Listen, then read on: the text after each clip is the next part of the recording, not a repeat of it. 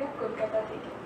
আজ 15ই আগস্টের উপলক্ষে আমার স্বপ্নের ভারতের ব্যাপারে আমি কিছু বলতে চাই। আমি স্বপ্ন দেখি এমন ভারতের যেখানে জাতি, ধর্ম, বর্ণ নির্বিশেষে সবাই একত্রিত থাকবে, যেখানে জীবন এমন বিভাজনের উপরে নির্ভর করবে না, যেখানে মানুষ কাউকে খুন করার আগে বা যে কোনো খারাপ কাজ করার আগে 10 বার ভাববে, যেখানে দারিদ্র তাদের দুর্বল করবে না, কারণ ধনীরা তাদের মন প্রাণ থেকে সাহায্য করবে। আমি এমনই ভারতকে দেখতে পাই যেখানে কোনো রোগ ডাক্তারদের পক্ষে দুরারোগ্য হবে না। ধন্যবাদ।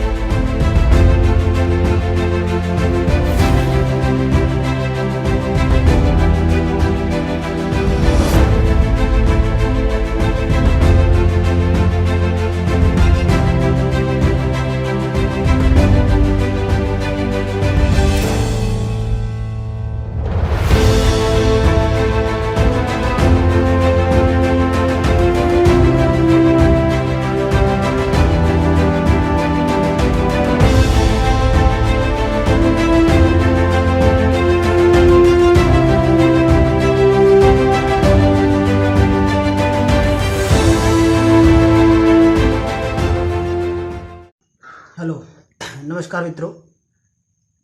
मैं अजय कुमार, सफर युवा मंडल का अध्यक्ष, ग्राम और यहाँ पोस्टिया बाजार, बांसी सिद्धार्थ नगर। मेरे भाई भी लोकुश जी और प्रमोद यादव जी, इनके माध्यम से मैं सिद्धार्थ नगर के नेहरू युवा केंद्र से जुड़ा और उनके जो डिवाइसी हैं श्री मनीष सिंह जी, उनका बहुत बहुत आभार व्यक्त करूंगा कि जो इस प्रकार का आयोजन लेके आए, इससे हमें कुछ देश के हित में बोलने का मौका मिला। तो ये काइट्स फाउंडेशन का जो टॉपिक है voice of India, my vision of A future India, इसके विषय में हम बात करेंगे। तो हमारा टॉपिक होगा शिक्षा और बेरोजगारी, जो यूथ के लिए सबसे ज़्यादा ज़रूरी है। तो अगर सबसे पहले शिक्षा की बात की जाए तो शिक्षा का समान अधिकार होना चाहिए। जैसे क्या है, पूरे देश में एक शिक्षा प्रणाली होना चाहिए, मतलब पूरे देश के बच्चे एक ही शिक्षा को ग्रहण करें, कि सीबीएसई बोर्ड और यूपी बोर्ड, ठीक है। तो इसमें दिक्कत हो जाता है, उसमें पढ़ने पर लोग कम से कम 94-95% लोग पा जाते हैं। और अगर यूपी बोर्ड का बच्चा है, वो कितना भी % लेकर आया, उसका कोई मान्यता ही नहीं रहता, कहीं वैधता ही नहीं दी जाती उसको। तो कहीं ना कहीं शिक्षा प्रणाली जो है सबसे खराब है, इसे बदलना चाहिए, जिससे बेरोजगारी कम हो। बेरोजगारी का सब बढ़ाव का सबसे मतलब ये हुआ कि अगर इतना लेंदी कोर्स पढ़ने के बाद कोई नौकरी नहीं पाता तो दिक्कत क्या है, शिक्षा में ही दिक्कत है ना भाई। शिक्षा अगर सही होता तो बच्चा कुछ ना कुछ कर लेता। तो जहाँ देखा जाए वहीं सीबीएसई बोर्ड और अनदर जो भी बोर्ड है उनको ज़्यादा मान्यता दी जाती है, और उसी के साथ में पढ़ने वाला किसी और बोर्ड का बच्चा, यूपी बोर्ड का बच्चा बेरोजगार रह जाता है, उसको वरीयता कम मिलती है। तो इस प्रकार की जो भी है नीतियाँ वो गलत हैं, उसको बदली जानी चाहिए। और शिक्षा विभाग को, नीति आयोग को इस प्रकार की नीतियाँ लानी चाहिए, जिससे बच्चा पढ़ने से पहले उसको ये क्लियर हो जाए कि उसको कौन सी नौकरी मिलेगी, कितने की नौकरी मिलेगी। मेरा मतलब ये है कि अगर बच्चा 10 तक पढ़ा तो उसे किस प्रकार की नौकरी मिलनी चाहिए पहले से तय हो चुका हो, तो वो आराम से पढ़ेगा। मान लीजिए वो इंजीनियरिंग कर रहा है, इंजीनियरिंग करके घर पे बैठा है, क्या मतलब निकल रहा भाई, क्यों इंजीनियरिंग करवाया आप, जब आपको जॉब ही नहीं देना था। आप उस प्रकार की कंपनियां लाइए, ठीक है, कंपनियों को जो है ऑर्डर दीजिए, वो आए अपना कंपनी लगाए, और बच्चा जैसे क्रॉस करे उसके बाद में तुरंत उसको जॉब मिल जाए। ये कहेंगे कि हमारा सिद्धार्थ नगर जो है, जहाँ से मैं बिलोंग करता हूँ, यूपी का, तो यहाँ पर अभी रिसेंटली 4 ITI कॉलेज बने हैं। अरे भाई, आपने 3 ही बनवाया होता, एक का जो पैसा बचता उसको आप किसी कंपनी को पे करते, वो अपना लाके सब सिस्टम यहाँ लगा देता, ठीक है। तो जो भी बच्चे यहाँ से पढ़ के निकलते वो वहाँ पर तुरंत जॉब मिल जाता। तो क्या बेरोजगारी की भीड़ कम होती कि नहीं होती? इसी प्रकार हर जगह किया जाना चाहिए। इसके बाद बात किया जाए, अगर मान लो तो आर्थिक स्तर पर उनको शिक्षा को उनके शिक्षा को आगे बढ़ाना चाहिए। अर्थात ये हुआ कि बच्चों को आर्थिक मदद देनी चाहिए। ठीक है, मान लीजिए कोई पढ़ना चाह रहा है, उसके पास पैसा नहीं है, तो मजबूरन ऐसी शिक्षा ग्रहण करता है जिससे उसका बसर हो जाए। वह अपने मन चाहे चीज़ों को नहीं पा सकता, और इसमें बच्चियों की शिक्षा को भी अनदेखा नहीं किया सकता। वो सिर्फ कागजों में है कि भारत की बेटियां जो भी आगे आ रही हैं। तमाम ऐसे गांव हैं जहां से सबके सब टैलेंट धरे धरे रह जाते हैं। तमाम बच्ची ऐसी हैं जिनके बहुत सारे सपने होते हैं, लेकिन आफ्टर ऑल वही आर्थिक स्थिति पर आकर सब कुछ खत्म हो जाता है। और अगर बात की जाए भारत का सबसे लास्ट व्यक्ति ये हुआ कि अगर मान लीजिए प्रथम व्यक्ति राष्ट्रपति जी हैं, तो अंतिम व्यक्ति हुआ किसान। किसान की बात की जाए तो किसान का स्थिति इस समय सबसे खराब है। मैं आभार व्यक्त करूंगा श्री प्रधानमंत्री जी का, जिन्होंने प्रधानमंत्री किसान सम्मान निधि योजना लाया, जिससे किसानों को सीधा लाभ हुआ और वो अपने फसलों को सही से जुताई बुआई कर सकते हैं। तो इसी प्रकार का आर्थिक मदद किसानों को देना चाहिए, जिससे वो अपनी खेती को अच्छे से कर सकें। फसलों की ऐसी बुआई की जाए जिससे ज़्यादा ज़्यादा पैदावार। अब देखिए इसमें बाढ़ आ गया है, तो बाढ़ में कोई चीज़ नहीं होता, मतलब सब फसल साफ है। तो ऐसा कोई बीज लाओ भैया जिससे जो पानी में भी हो जाए। हो सकता है आपने सिंगाड़ा और कुमुदनी का नाम सुना हुआ, तो वो सब क्या है, फसल जो है उसका ऊपर लगता है, पानी के ऊपर। तो ऐसा बीजों का विकास किया जाना चाहिए जो पानी के ऊपर जाके फल दे। इससे ये होगा कि भूखा मरने वाला किसान कोई नहीं मिलेगा। जो जुलाई जो भी मतलब जुलाई अगस्त में फसल लगती है उसमें कुछ ना कुछ।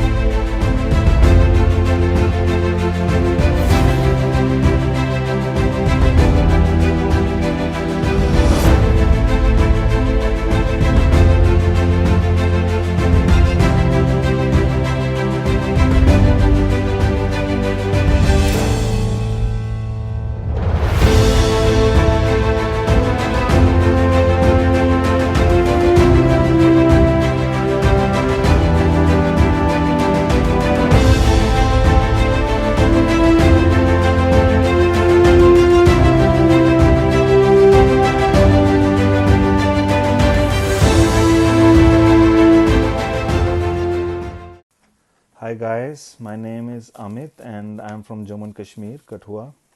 I hope everyone is safe and sound at their places due to COVID-19. Please follow the instructions given by our government of India. So I'm very thankful, first of all, to Kites Foundation for giving me an opportunity to speak about my vision of future India after COVID-19.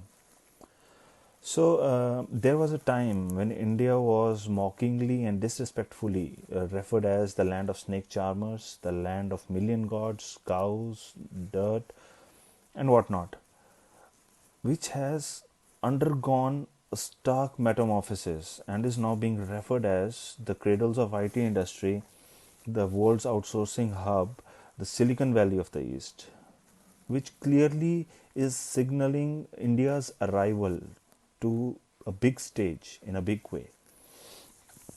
So, talking about the future of India, we have to dig into the past of the India's traditions. And recently, India has completed a long span of 5,000 years of its first known civilization. In order to put my perception and views and opinions on the vision of future of India, I'll take into account different aspects, and one of them is agriculture. India is an agriculture based economy, and our farmers are the backbone of this economy.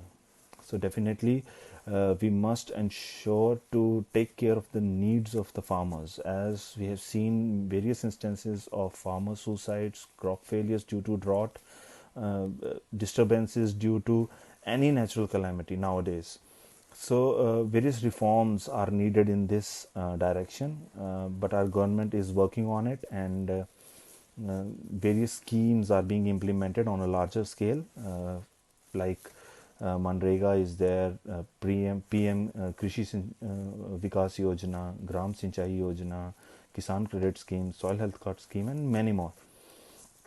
So coming next to the major aspect, and that is the political will of our leaders. As we know, our political leaders are lacking that political will, and they work in a very partly and partisan manner. This does affect the development of our country, and I hope a true statesman will arise and will take my vision of India's future and to that fulfillment. So definitely we are going to achieve it someday. So the next part is also very major one, and that is education.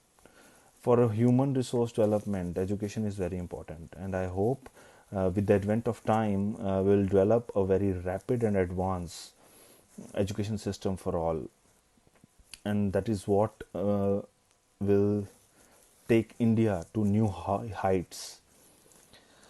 So next I'm going to talk about is terrorism and insurgency, definitely, because I myself am from Jammu and Kashmir, and we too are suffering due to terrorism. So I think people should be given the opportunities for education and for employment, so that antisocial people should not include the innocent people into this kind of activities, and I think government is working on it in a very larger scale, but due to this pandemic, everything is disturbed right now. But we'll be back in action sooner. The next is the space, science and technology. Definitely India is making a rapid advance in this field, and we have achieved a lot, and we still have more to achieve and emerge as the world leader for science and technology, and definitely we are going to do that in a very rapid pace. So ending my video, I'll quote Lord Macaulay when he came back to England in 1835 and told about India that I have travelled length and breadth of this country, and I haven't seen even one beggar. Such kind of wealth is in India.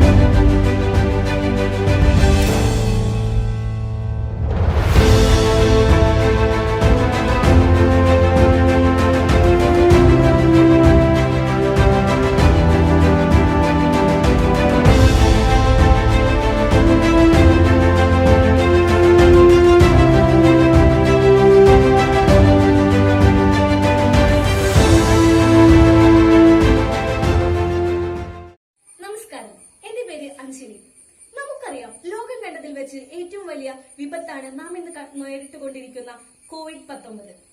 213 രാജ്യങ്ങളിലായി 1 കോടിയിലേറെ അധികം ആളുകൾക്ക് ഈ രോഗം സ്ഥിരീകരിക്കുകയും 6 ലക്ഷത്തിൽ അധികം പേരുടെ ജീവൻ നഷ്ടപ്പെടുകയും ചെയ്തു. എങ്കിലും വികസ്വര രാജ്യമായ നമ്മുടെ ഇന്ത്യ മറ്റു വികസിത രാജ്യങ്ങളെ അപേക്ഷിച്ച് നോക്കുകയാണെങ്കിൽ വളരെ വ്യക്തമായ രീതിയിൽ തന്നെ നമുക്കിതിനെ പ്രതിരോധിക്കാൻ സാധിച്ചിട്ടുണ്ട്. എങ്കിലും ഇന്ന് നമ്മുടെ സാമ്പത്തിക മേഖല വളരെയധികം തകർന്നുകൊണ്ടിരിക്കുന്നു. തൊഴിലില്ലായ്മ, ഗവൺമെന്റിന്റെ വരുമാനം കുറയുന്നു, ടൂറിസം മേഖലയുടെ തകർച്ച, വ്യവസായങ്ങളുടെ തകർച്ച, കൂടാതെ 400 ദശലക്ഷം ആളുകൾ ദാരിദ്ര്യത്തിലേക്ക് പോകുന്നു. എങ്കിലും വ്യക്തമായ ഉദ്ദേശങ്ങളുടെയും കൂടാതെ നല്ല നടപടികളിലൂടെയും നമുക്ക് ഇതിനെ മറികടക്കാം. പ്രധാനമായും നമ്മുടെ രാജ്യം ഒരു സ്വയം പര്യാപ്ത രാജ്യമായി മാറ്റണം. നമുക്കറിയാം, ഇന്ന് നമ്മുടെ വീടുകളിൽ നോക്കുകയാണെങ്കിൽ പച്ചക്കറി അരിയാനെടുക്കുന്ന കത്തി മുതൽ ഇലക്ട്രോണിക് ഉപകരണങ്ങളായ മൊബൈൽ ഫോൺ, ലാപ്ടോപ്പ് തുടങ്ങിയവയെല്ലാം ചൈന എന്നിങ്ങനെയുള്ള മറ്റു രാജ്യങ്ങളിൽ നിന്നും ഇറക്കുമതി ചെയ്യുകയാണ്. എന്തുകൊണ്ടാണ് നാം ഈ മറ്റു രാജ്യങ്ങളെ ഇങ്ങനെ ആശ്രയിക്കുന്നത്? തുച്ഛമായ വിലയിൽ നമുക്കിത് ലഭ്യമാകുന്നു ഈ ഇലക്ട്രിക് ഉപകരണങ്ങൾ. അതിനാൽ നമ്മുടെ സാങ്കേതിക വിദ്യയെയും ശാസ്ത്രവിദ്യയെയും കൂട്ടിയോജിപ്പിച്ചുകൊണ്ട് വൻകിട വ്യവസായങ്ങൾ തുടങ്ങുകയും അതുമൂലം ധാരാളം തൊഴിലവസരങ്ങൾ സൃഷ്ടിക്കുകയും ഈ ചെറിയ മുതൽ മുടക്കിൽ സാധനങ്ങൾ വാങ്ങുവാൻ നമ്മുടെ ആളുകൾക്ക് അവസരമുണ്ടാക്കുകയും ചെയ്യുക. ഈ ഇനത്തിൽ ഗവൺമെന്റിനും നല്ലൊരു നികുതി വരുമാനം ലഭിക്കുകയും ചെയ്യും. കൂടാതെ തൊഴിൽ നഷ്ടപ്പെട്ടു വരുന്ന പ്രവാസികൾക്ക് നമ്മുടെ രാജ്യം ചെറിയ രീതിയിലുള്ള ലോൺ സൗകര്യം ചെയ്തു കൊടുക്കുകയാണെങ്കിൽ ചെറുകിട സംരംഭങ്ങൾ തുടങ്ങാൻ ഇത് അവസരം നൽകും. ഇതിലൂടെ മടങ്ങി വരുന്ന പ്രവാസികളുടെ ജീവിത നിലവാരം മെച്ചപ്പെടുത്താനും സാധിക്കും. കൂടാതെ ഓരോ സംസ്ഥാനവും ഭക്ഷ്യസംബന്ധമായി സ്വയം പര്യാപ്തത നേടാൻ കാർഷിക മേഖലയിൽ കൂടുതൽ ഊന്നൽ നൽകുക. ഇതിനായി ന്യായവിലയിൽ അവരുടെ ഉൽപ്പന്നം വിറ്റുപോകാൻ സാധ്യത ഗവൺമെന്റ് ഉണ്ടാക്കുകയാണെങ്കിൽ അവർക്ക് ലാഭമുണ്ടെന്ന് തോന്നിയാൽ നമ്മുടെ തരിശു ഭൂമികളെ വിളവെടുക്കാം. ഇതിനായി യുവാക്കൾക്ക് പരിശീലനവും ചെറിയ രീതിയിലുള്ള ധനസഹായവും നൽകാം. കൂടാതെ കൃഷിക്കൊപ്പം തന്നെ മീൻ വളർത്തൽ, അതുപോലെ തന്നെ മൃഗപരിപാലനം എന്നിവയ്ക്ക് കൂടുതൽ ഊന്നൽ നൽകിയാൽ സാധാരണക്കാരുടെ ജീവിതവും മെച്ചപ്പെടുത്താൻ നമുക്ക് സാധിക്കും. കൂടാതെ ടൂറിസം മേഖലയിൽ കൂടുതൽ ഊന്നൽ നൽകിയാൽ നമ്മുടെ ഗവൺമെന്റിന്റെ വരുമാനം കൂട്ടുവാനും സാധിക്കും. ഇനിയുള്ള നിക്ഷേപങ്ങൾ സുസ്ഥിര നിക്ഷേപത്തിനായി ദുർബലരായവർക്ക് ഉന്മേഷം നൽകുന്നതിനായി ക്ഷേമ പെൻഷനുകളും കൂടാതെ ഔപചാരിക ക്രെഡിറ്റും നൽകാം. കൂടാതെ ഇനിയുള്ള കാലത്ത് ഇതുപോലുള്ള വൈറസിന് അടിമപ്പെടാതിരിക്കാൻ നമുക്ക് നിത്യജീവിതത്തിൽ സാമൂഹിക അകലവും വ്യക്തി ശുചിത്വവും കൂടാതെ മാസ്കും നിർബന്ധമാക്കാം. ഇതിലൂടെ പുതിയ ഒരു ഇന്ത്യയെ നമുക്ക് വളർത്തിയെടുക്കാം. ജയ് ഹിന്ദ്.